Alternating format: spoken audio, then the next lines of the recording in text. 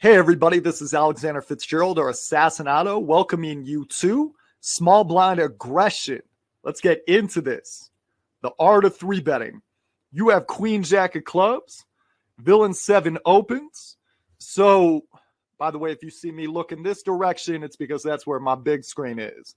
Now, in all of these tournaments were $20 to $50 buy-ins on a loose American-facing anonymous site. There might be some other hands from another site, maybe just one or two. I think one or two are from a major. I think one or two are from like a 162 that had a big guarantee or anything. But most of these players are recreational in nature. They have a hard time folding, or they're regulars who are not super advanced yet. So do know your opponents do not like folding to you. So Villain 7 opens, and Villain 7 has been opening a little bit too much here. Now, since we were discussing the art of three betting on the introduction, you know we're most likely going to three bet here. But after that, I'm not going to help you. So notice we go to there was about 4.9 big blinds in the middle. We go to about 3 times, a little bit more than 3 times what the open was. We could even go bigger here.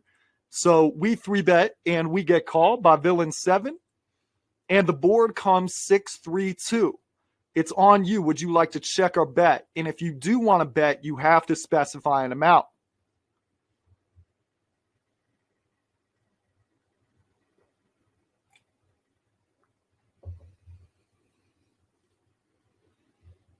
For all of these questions, you must specify an amount if you select bet or raise. Otherwise, you're not testing yourself enough.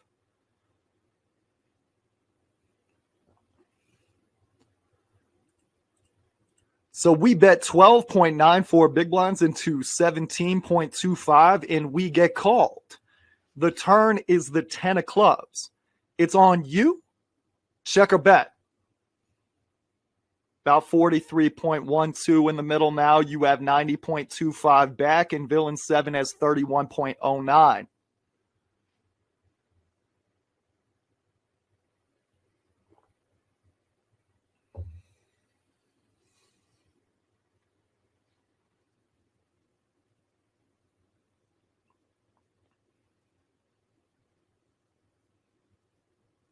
That is time.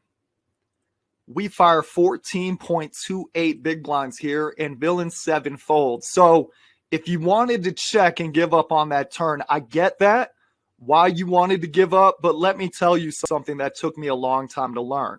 So one of the things we do is we project how we think onto our opponents. We want to say to ourselves, okay, what would I be thinking in this situation? And maybe that's what they're thinking. Unfortunately, that's not how most of your opponents think. Most of your opponents, most people when they come into poker have one of 3 leaks. They fold too much, they call too much, they bet too much. So they're nits, stations, or maniacs. Your opponents who are regulars tried to get out of these habits at some point. If they're still around in the game in the 2020s, they likely have gotten a little bit better at not just doing the worst things possible, like just calling off everything.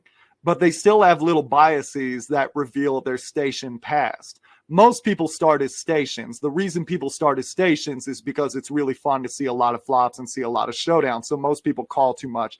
They cold call too much. They call too many 3-bets. They call down too much versus triple barrels, et cetera, et cetera. It's very likely your opponent started out as a station when they first came into the game, but now they're slightly more refined. How can we use that to beat them? So first of all, you're not going to get a fold from anything pre-flop. So just disregard that idea to begin with. So he's taken a lot of his range post-flop here when he's in position. When the board comes 6-3-2, it's always a very good idea to look at a board and ask yourself, is that a board where someone needs a high card to continue, or is that a board where someone needs a pair to continue? And what I mean by that is, let's say this board came Queen 8-9, 2 spades. That's a very coordinated board. So something like an Ace 5, even with a backdoor draw, might fold because they assume you probably have some part of that flop already, just because of how coordinated that high card flop is. When you have a 6-3-2 board, this is a different issue. Villain 7 doesn't want to fold to begin with. They're in position. They want to call and see if you blink on the turn. They want that kind of information. They know when there's a flush draw and a straight draw on the board, if you did have a set or an overpair or two pair or something along those lines, you'd likely keep firing on the turn. When you check on the turn, it's really likely you have a pair that's trying to get to showdown or a high card that missed, and now they can address that appropriately. So because they have this positional advantage, and because they're thinking, what the hell 6-3 or 2 did you 3-bet with? This is a board where high cards are really likely to call you. We wouldn't be shocked if a Jack-9 suited just floated once to see what you do on the flop, although most of the aces are what's going to call you most of the time, just because they're saying to themselves, an ace, a 3, a 2, I'm close to a wheel. Any backdoor spades, any potential wheel draws, because people think their high card might be good right now, they're going to go ahead and call you, and that's why you need to execute on this turn. On this turn, this turn does hit some of his hands, but he's still got a lot of ace highs that missed, a lot of king highs that missed, a bunch of random high cards that missed. If he did call you with an ace 3 or an ace 2 or 4s or 5s or something like that, that was a pretty bad card for him or her.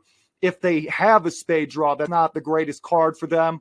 So you can put a lot of pressure right here, and really this isn't that big of a bet. If you bet, so you're always going to be going between these numbers, so it's really good to memorize these. If you bet 1/3 pot, that bet is a total bluff needs to work 25% of the time. If you bet 25% pot, that bet is a total bluff needs to work 20% of the time. You're obviously well under half right here. Bet does not need to work that often, but it's about half of his remaining chips. He's really likely to buckle here with the high cards. He's really likely to buckle here with the mediocre pairs, and that's what we see. That is the first lesson when it comes to small blind aggression. Your double barrel is really your continuation bet, because in position, they don't want to fold to you that often. So be prepared for that. If it's a board where it's really likely a high card would peel once, you've got to fire again. Continuing, you have the 10-8 of clubs, deeper stack this time, about 200 big blinds. Villain 9 opens from the cutoff. We are not taking that all that seriously, because most of the time people open way too much from the cutoff.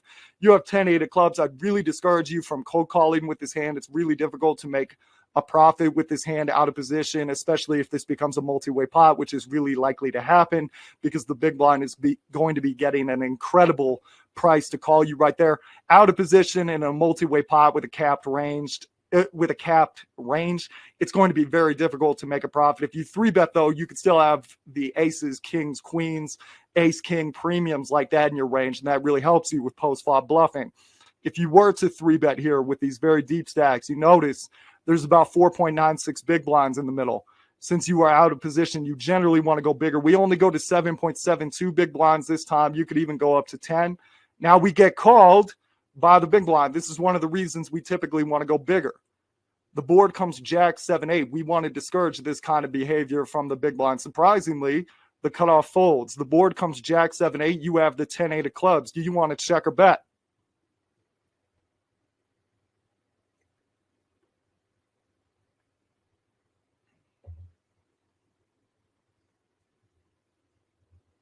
That is time. We check here, and this player bets 9.45 big blinds, full call or raise.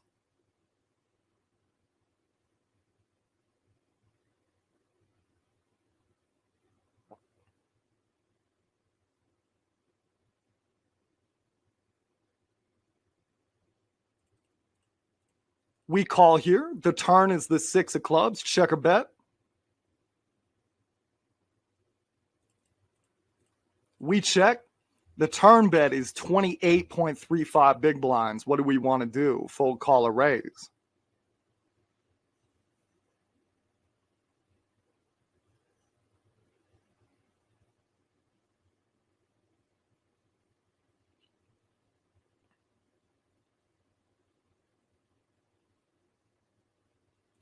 This particular case, we're usually going to fold. So now let's back up throughout this entire hand.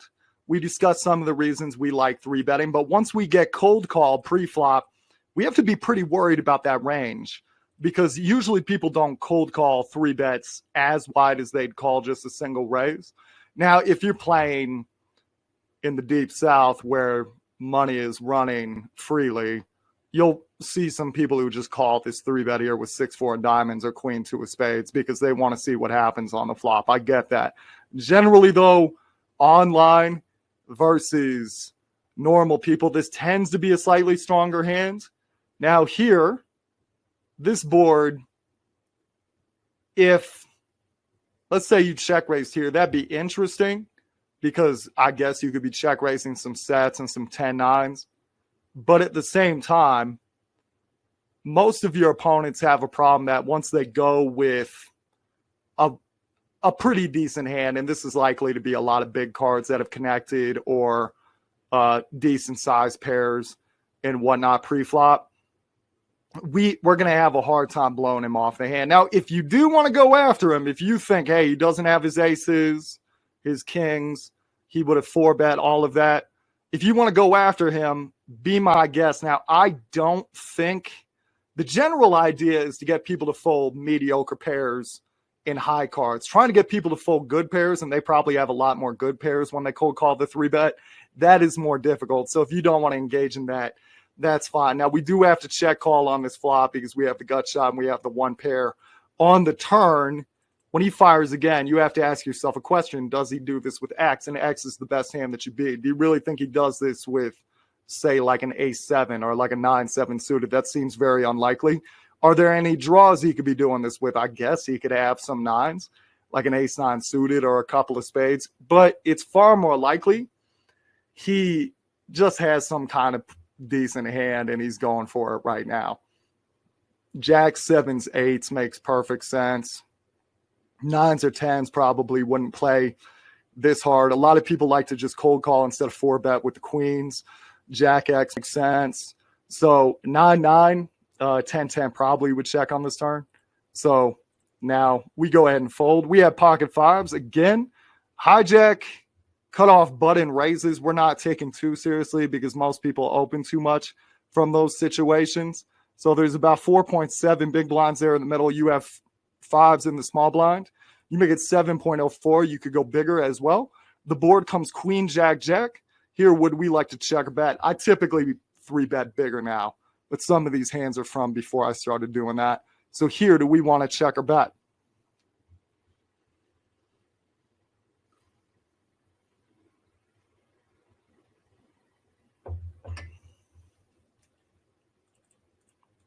We check here, and he checks back. The turn is the 4 spades. Check or bet?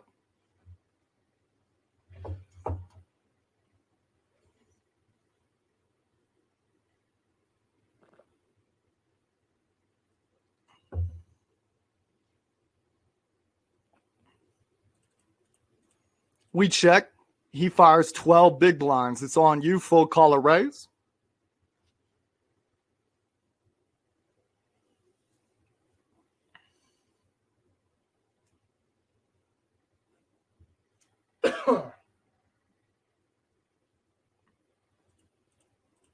We just fold. If you don't like the situation, you don't have to get overcommitted. A lot of times people are 3-betting out of position, winning a bunch of pots, but they feel like they have to win every pot. If you don't like the spot and you let it go, that's fine. Now, if you did want to go firing out here, I get it. You have a lot of jacks in your range, kings, aces, whatnot, whatever. But at the same time, if there's one board you want to be wary of, it's 2 cards, 9 or higher. Your opponents like to raise and call with big cards. Sometimes middle cards, not that often. Low cards. A board with nothing but big cards is not good. Flush draws and straight draws also not helpful. So you got a pair. You got a little bit of showdown value here. I guess running spades are some help, although who cares? So we just check here with the intention to get it checked down if at all possible. When he does fire on the turn, even if that is just some good spades, he still has a ton of equity, and we have 0 plan for the river. Our range looks extremely capped here. So we just give up on this one. I do give up on occasion when I run this small blind 3-bet bluff, and it wouldn't be responsible of me to not tell you that there are times you can just let it go. So here you have the jack 9 of clubs. Again, the hijack opens. You're not taking this all that seriously because people open way too much in later position, especially North American competition. So we go ahead and 3-bet 7 big blinds. And if you had like 10-10, no, you would not be folding especially not tens with the spade. Actually, you might want to value bet that a little bit. Yeah, it's a little bit of a tight fold. I'm going to give you that. It's a tight fold, but if you fight for every single one of these, you don't have to. That was pretty much the underlining thing. So, and a lot of times people do just go ahead and fire on the river there. So if you want to let it go, you can let it go. I wanted to show you guys one time I gave up. I don't give up that often. There it is. So here you have the Jack nine of clubs. You've 3-bet. It's a multi-way pot. What would you like to do?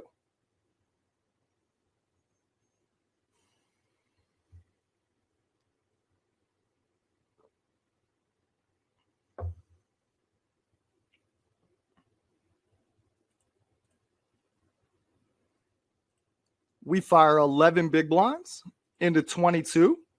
Villain 22 folds, and villain 26 calls. The turn is the 8 of clubs. It's on us. Check or bet.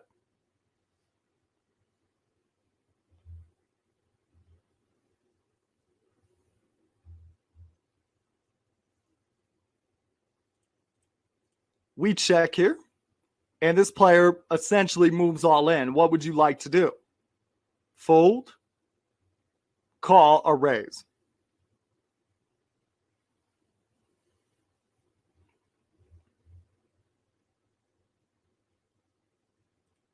That is time.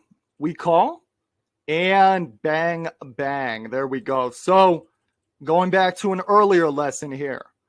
So this is a board where people typically don't want to fold their high cards when they're in position.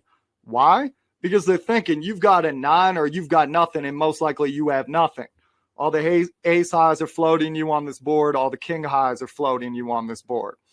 A lot of suited connectors with backdoor draws are floating you on this board. So you bet here. You know you're getting floated. Now you just got to let them take their shot.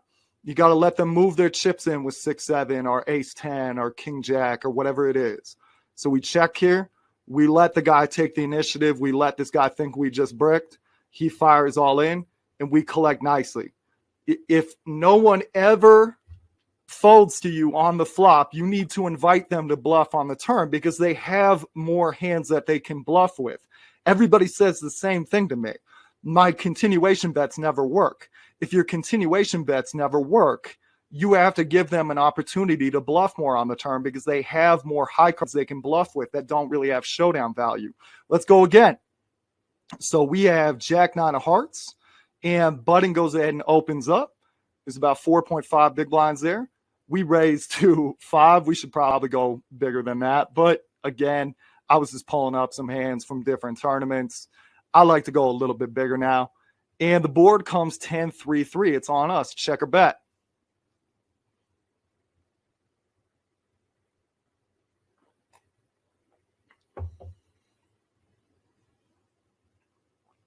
It's surprising how few times people will 4-bet that ace queen too. People are scared to make 4-bets now with anything that aren't premiums. It's wild. We fire here 6 big blinds. We get called. The turn is the 3 of hearts. It's on you. Check or bet.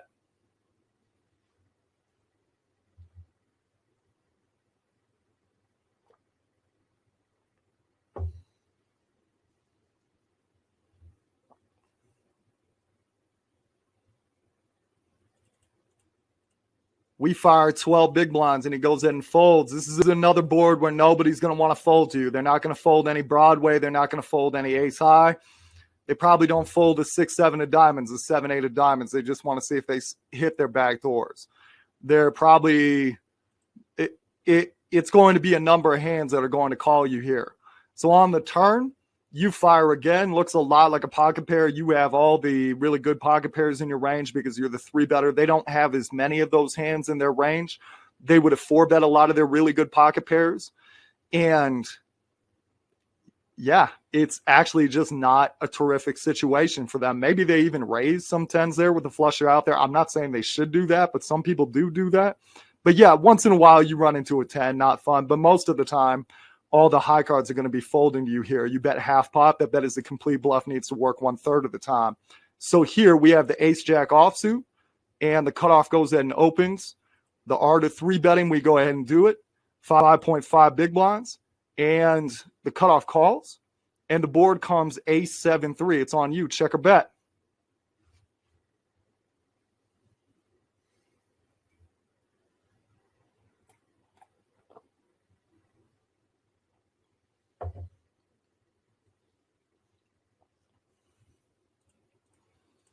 We fire 6.5. And villain 32 calls. The turn's the 10 of hearts. It's on us. Check or bet.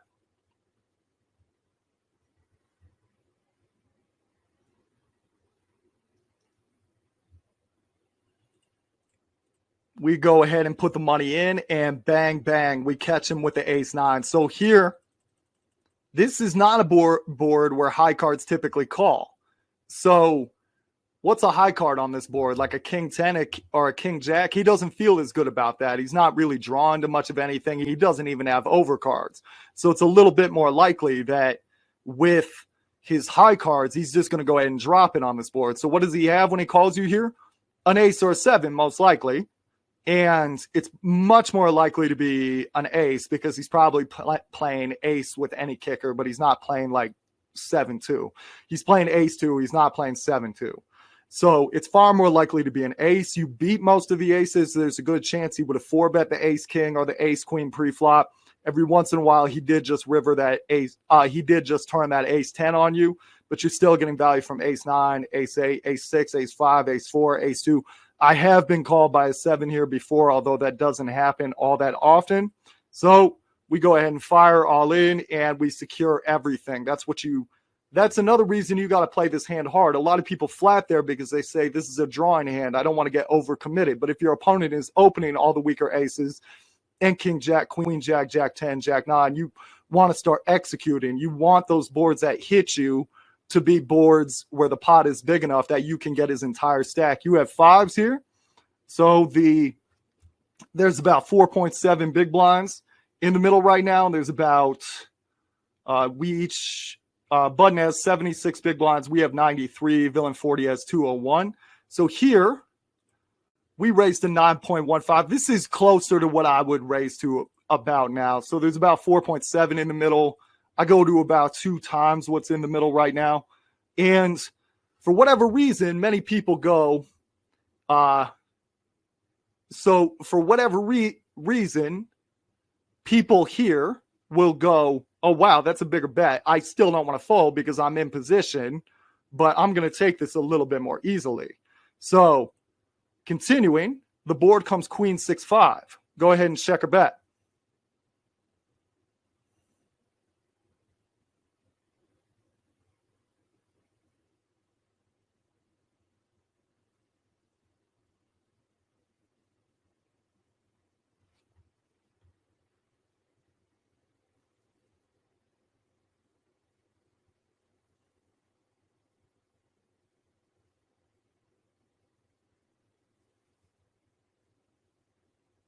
All right, that's time. We bet 5.63 big blinds into 20.5, and he goes in and folds. So I just wanted to show you a lot of times they do fold here. Also, let's say the person just calls here. Hand's not over. What do you know about his hand? Well, it's probably not aces or kings because he likely would have 4-bet that pre-flop. It's likely to not be a queen because there's a good chance he'd raise it on this board versus such a small bet when they're in position and there's flush draws and straight draws on the board. It's not that often going to be a set because he would have 4-bet queens. Also, there's a good chance he'd raise 3s or 6s on this board with flush draws and straight draws. Most people don't want to take the risk of letting someone hit a straight or a flush when they have a set because they're very bad at folding sets. The biggest pots most people have lost in their lives are set versus flush or 2-pair versus a straight, something like that. They're scarred by that, so they usually fast play. Most people don't slow play enough. They're usually going to raise with their sets to get value from their hand and to simultaneously protect their hand. So it's not that likely to be sets. It's not that likely to be top pairs. It's not that likely to be over pairs. So what is that? That's a very weak pair most of the time. Or a draw. You could do a lot with that information if he just calls you. Live, a lot of people give off a tell here. They beat you into the pot when they don't want you firing again versus when they actually have something to think about. They actually need to think about it right there. Let's say you have something like 6, 7 of hearts. On this board, you don't really have anything to think about in villain 37 spot. You're never raising and you're not folding. You hit the board, so you just call. So they quick call with that kind of hand. However, if they've got a set of threes, they have an issue. Do they call and risk a diamond coming on the turn or a straight draw coming in on the turn? Or do they raise right here and risk shutting the action down? They usually have to think through that. So here you have pocket kings. You're obviously going to be 3-betting. We 3-bet larger here. Under the gun calls you. The board comes 10-5-4. Check or bet.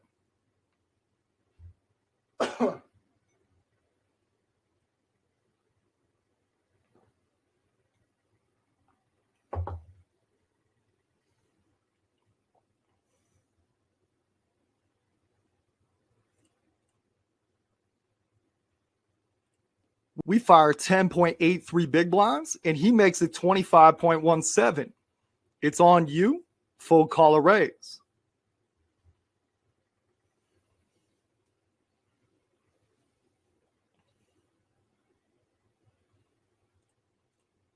We call here. The turn's the 3 of diamonds. Check or bet. We check. He moves all in. Fold or call.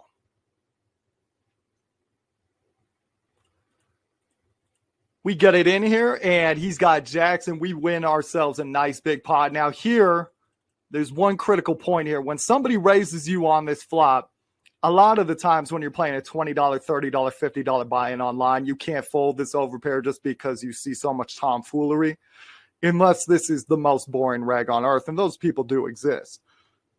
But what you don't want to do is shove on the flop. If he's got jacks or queens or a 10 and he's ready to go broke with it, he'll go broke with it on the turn most of the time anyway. But if he's just pissed off at life and running a bluff with queen nine suited, don't stop the enemy while they're making a mistake. Just call there. Let them fire their chips off. Don't let them off easy. Come on now. Now, in this case, he just overplayed some jacks. Here you have nines. Villain 58 raises. So on you. You make it 8 big blinds, a nice solid raise there. Villain 58 calls. The board comes 9-5-4. It's on you. Check or bet.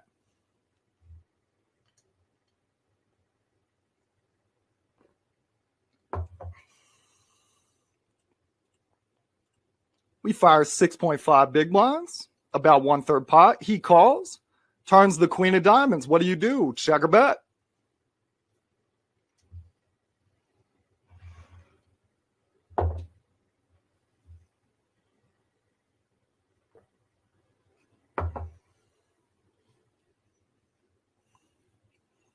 That's time. We check. He bets 8.73 big blinds. It's on you. Full call or raise.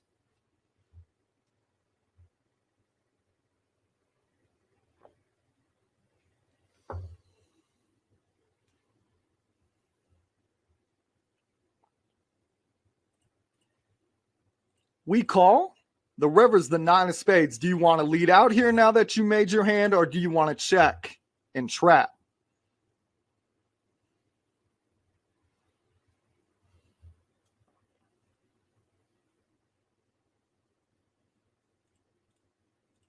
We check here, and he moves all in. What would you like to do? Clearly, he's got jack 10. You're folding, right? We call, and he's got ace 10 of hearts, and bang, bang. Again, if you see bet on a board nobody wants to fold on, let them fire on the turn. So let's talk about what's going on here. This is a board.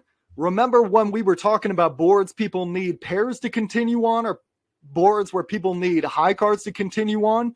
This is a high card continuing board. If they've got an ace high, they go, ooh, I'm developing my wheel draw. They say those are all low cards. It's very unlikely you have anything. I bet you just have big cards and you're going to give up on the turn. So they're going to flat you with a jack 10, a queen jack, an ace 6, a 9-7. And that's not bad. We just need to be ready for it. We're getting floated all the time. So you most likely have the best hand here. Obviously, once in a while, he's got queen jack or ace queen or something like that, and them's the breaks. But we got to check and let him fire. We got to let him fire his 9-7, his ace-6, his whatnot. We got to let him just go ahead and fire there with his backdoor diamonds. We got to let him fire his ace-10, whatever it is there that he floated with. So we fire. Now, here's the deal. When you check call here, this is the equation he's doing in his head, that he might not be able to express this. If we hooked him up to a lie detector test, I don't know if he'd be able to express this, but what he subconsciously knows is it's not that likely you have a huge hand when you check call on that turn. Why? Well, there's flush draws and straight draws on that board. Maybe you would want to fast play with top pair or a set or an overpair or two pair or something like that. Not that there's many two pair combinations on this board, but you get my drift. That is a dangerous board that a lot of people would like to fast play on. When you just check call instead of check jamming or betting yourself, it's very likely you have one pair that's trying to get to a cheap showdown. So he thinks your range is very weak at this point, and he decides to put you in. To be fair to him, it's not even a half pot size bet. If he was betting half pot, he'd only need to work a third of the time. But he goes in and puts you in, trying to get you off the hand, and bang, bang, you catch him with the ace-10 high. Continuing. So here you at pocket tens. Villain 63 makes it 2.1 big blinds. We go ahead and raise here to 9.14. Villain 63 calls. And the board comes queen 7-6. Here, would you like to check or bet?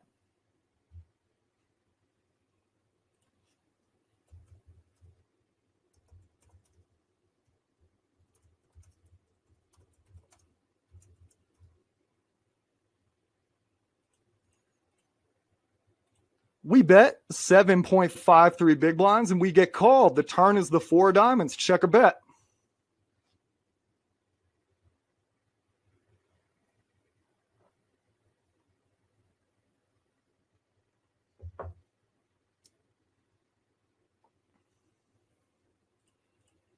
We check here, and he fires 17.59 big blinds into 35.18.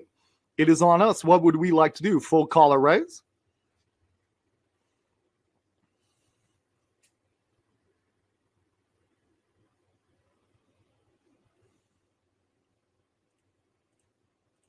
We call.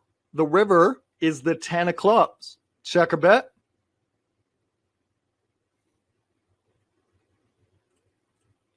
We check here, and he moves all in. So, fun spot. What would you like to do? Fold or call?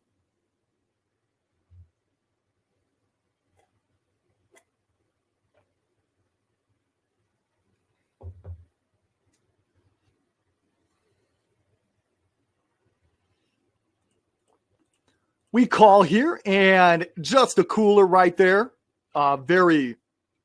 He went for the value.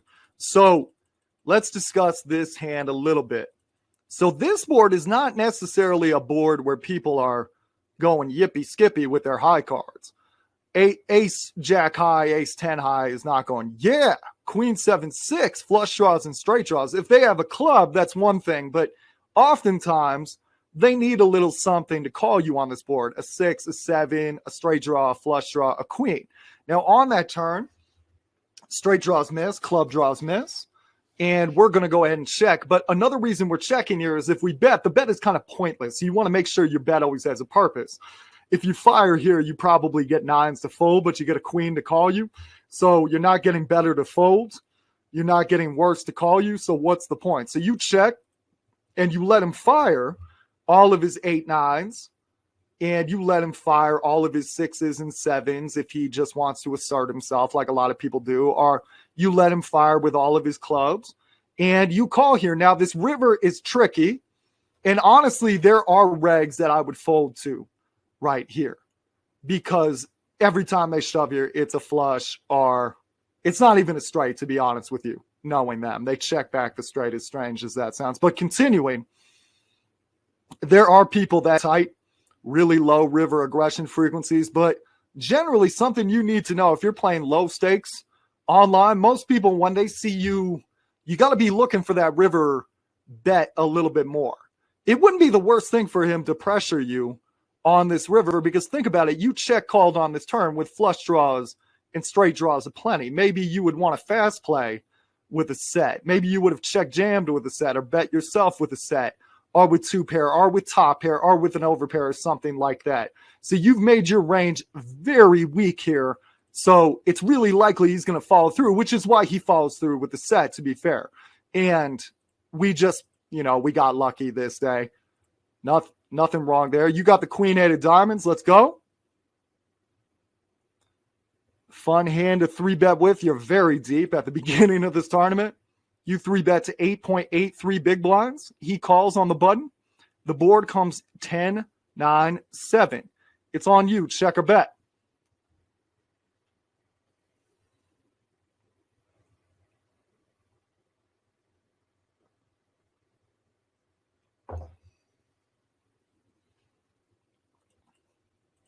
We bet 10 big blinds into 19.47, and we get called. The turn is the king of clubs.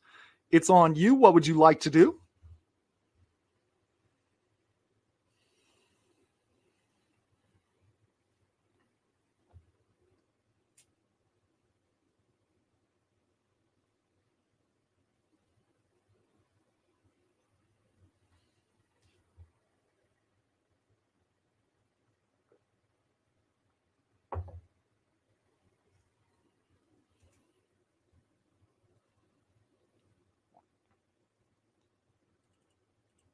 We fire 52.47 big blinds into 39.47. Please compare your bet or lack thereof to the one you see on the screen.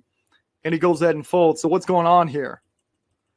So this is Smashmouth poker. This is not finesse driven. This is not balanced. I never said that.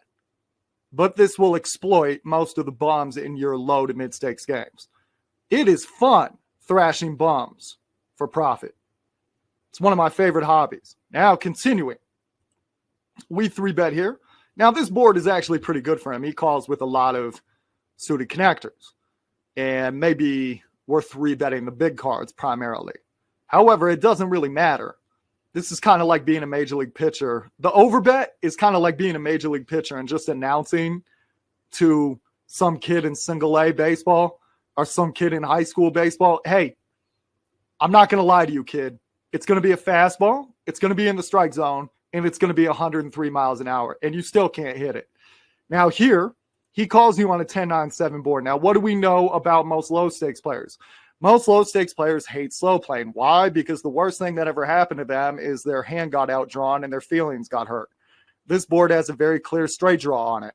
It's very likely a set would raise you on this board, or a made straight would raise you on this board. Maybe a two-pair would just call you once. So people tend to fast play a little too much, in my opinion. I've done private lessons every morning for decades with poker players, and one of my greatest frustrations is trying to get people to slow play enough, because they're always so worried about how everyone's going to make fun of them if the hand comes in and they didn't protect themselves from it. And I get it. I've had that happen to me. I had a guy at a poker table lead the cheer on making fun of me when I slow played kings once pre-flop. He just, I don't know. He said, it's your fault. You should have fast played. I don't know why you'd be educating someone if you think they play so bad, but okay. Sometimes people just want to make fun of you for slow playing. I get it. Most people stink at it, slow playing. Most people are too afraid to do it. So what you know here is it's very likely he would have 4-bet the overpairs. It's really likely he would have raised a lot of the sets, the made straights. Maybe he slow plays with the made straights, but a lot of times people slow play that too.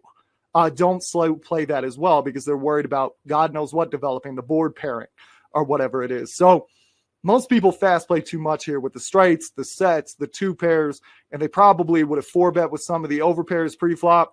So what most likely is going on here, in combination-wise, this is far more likely, is he's got a 10-9 or a 7. It's actually really hard combination-wise to make sets or straights. If you're just counting the suited combos, there's only 4 of those.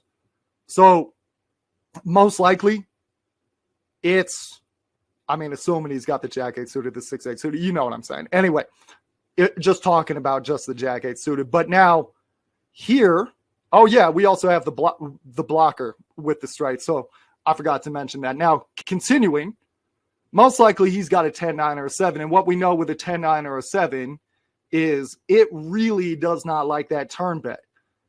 And here's the thing. If you just bet a hair over the size of the pot, that bet only needs to work 50% of the time and change. But people assume that bet needs to work always because they never overbet. Now, obviously, this is a little bit more than that. So some other numbers you want to memorize. If you bet the size of the pot, that bet needs to work 50% of the time. If you bet 1.5 times the size of the pot, that bet needs to work 60% of the time. If you bet 2 times the size of the pot, that bet needs to work 66% of the time. So think about that. You bet 2 times the size of the pot, and that guy needs to defend with 1 hand out of 3. Does that sound easy? Because if he lets you succeed more than 2 times out of 3, you could do it with any 2 cards. And by the way, the hand's not over. If he just calls you and the river's an offsuit 6, it's very likely you have the best hand. So this is just smash mouth poker. So I've never had this happen before, but my last Vegas trip, I went 100% on my bluffs. Every single one of them, they were all over bets, and every single one of them succeeded. And every single time, everybody glared at me, talked about how dumb the play was, and then they folded because you look like a moron if you call with some random pair and it turns out this is just somebody panicking with a set because there's flush draws and straight draws out there. And honestly, that's what they see most of the time when they see overbets. It's somebody panicking because there's flush draws and straight draws out there and they have a set. So to be fair to them, they should be folding a lot of the time. You have an ace-7 of diamonds. Go again.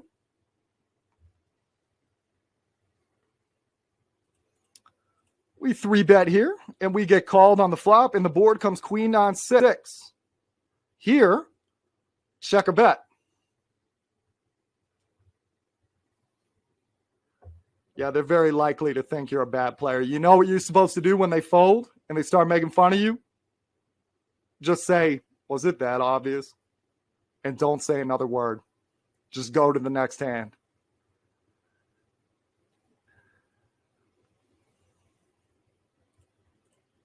We check here, and he checks back. The turn's the 8 of spades. It's on you. Check or bet.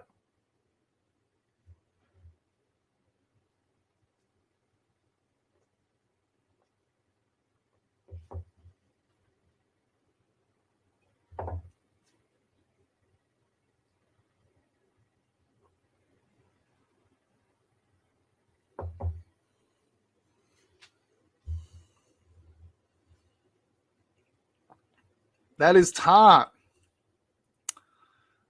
We bet 21.25 big blinds into 14.75. Please compare your bet size or lack thereof to the one you see on the screen. And Villain 75 goes ahead and folds. So what's going on here? This is smash mouth poker one more time. This is just run it right up the gut with a 300-pound running back who runs a 4.40. This is just pain. So we 3-bet, and we were going to let him take one. All right, the board came with 2 cards, 9 or higher, flush draws and straight draws.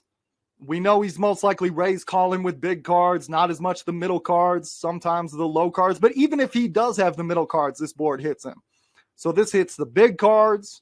This hits the medium cards. Not good for us. We don't even have a backdoor flush draw. So we check. We'll let him take this one. And he checks back. Turn gives us an open-ended straight draw, but more importantly, we know what this guy has right now. Most people on this flop, if they had a set, are 2-pair with fire because there's flush draws and straight draws. They want to get the party started, they want to get the money in, and they want to protect their hand. 2-pair sets, most likely fire. He doesn't have a set of queens that often because he probably would have 4-bet pre-flop. He probably doesn't have aces or kings because he probably would have 4-bet pre-flop. Also, we have 1 ace. So we can rule out aces, kings, queens, 9s, 6s, queen 9. If he does have the goofier 2 pairs, that as well. He probably would have fired a queen to protect that hand as well, to protect his hand and to also get value from his hand. So that's not likely to be top pair. Not likely to be sets, not likely to be 2-pair, not likely to be overpairs, and it's also not straight draws or flush draws most likely. He could probably pick up the pot right here a lot of the time with a bet. So he probably fired with a flush draw or a straight draw as a semi bluff. So when he checks back there, my man just told you he's got one weak pair. He's got a 9, or he's got like ace-6 suited. He's hoping to get this to a cheap showdown. And you just said, let's see how good you are, cowboy. Let's see what you got. Let's see what you can do. Let's see what you can do right here. Let's see if you have that in your back pocket. Let's see if you have that in your locker. Now, if he does, God bless him. That if he does, God bless him. He got through the cheat code, create a character, 300-pounder who can run the ball up the gut with the 4-4-40, the video game character, because he doesn't see this. He doesn't see this bet 99% of his sessions. Almost always when he sees his bet, it's some dumbass with a small flush that's really worried about the 4th spade or something like that. So he should just fold most of his pairs. So he goes ahead and folds, and we go ahead and take this pot. Totally unbalanced play, but remember, unbalanced doesn't mean ineffective. This free training video has been brought to you by PokerHeadRush.com. That website, one more time, PokerHeadRush.com. If you want to join us for live webinars where we record these training videos, sign up for the free strategic newsletter on the website. You'll get access to exclusive Q&A sessions where your strategic questions will be answered. Also, my new book is out now, available now wherever fine books are sold. Learn how to beat players who never fold. Audible version is out now. Please go pick that up. And if you already have picked that up, thank you. I very much appreciate it. If you could leave a review on Amazon, that really helps me. Thank you. All right, that's my time for today. I'll catch you for the next one of these. Take care. Good luck to you on the felt.